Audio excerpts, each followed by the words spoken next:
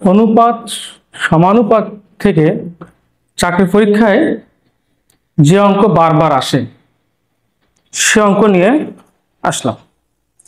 বলতেছে 60 মিটার দীর্ঘ বিশিষ্ট একটি বাঁশকে 3:7:10 অনুপাতে ভাগ করলে টুকরাগুলোর সাইজ কত?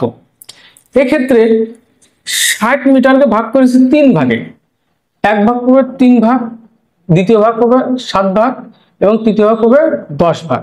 এখন আমার এই ক্ষেত্রে অঙ্ক এক ভাগের মান বের করে নিতে হবে।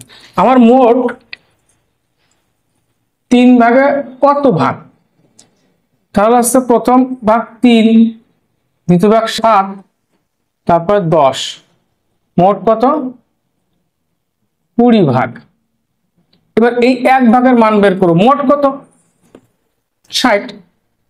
তাহলে এই 60 কে এই 20 ভাগ দিয়ে ভাগ করব, ভাগ করলে হচ্ছে 3, অর্থাৎ এক ভাগের মান বের হয়েছে কত? 3। এই এক ভাগের মান বের করতে পারলে অঙ্ক শেষ। প্রথম ভাগ হচ্ছে 3 ভাগ পাবে, এক ভাগের মান কত? 3, তাহলে 3 3 9 মিটার। দ্বিতীয় ভাগ পাবে 7, এক ভাগের মান কত?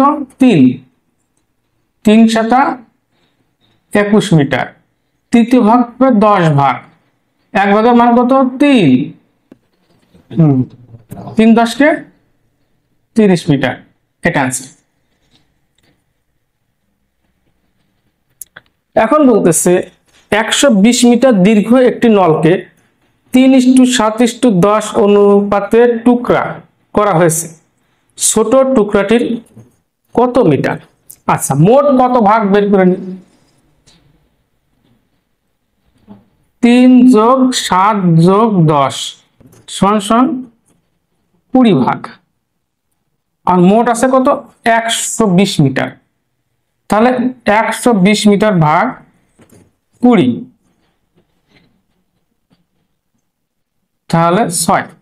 এটা বেরো গেল এক ভাগ, এক ভাগের মান হচ্ছে 6 মিটার।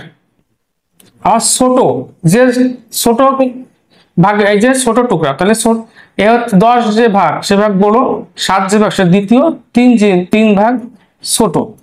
তাহলে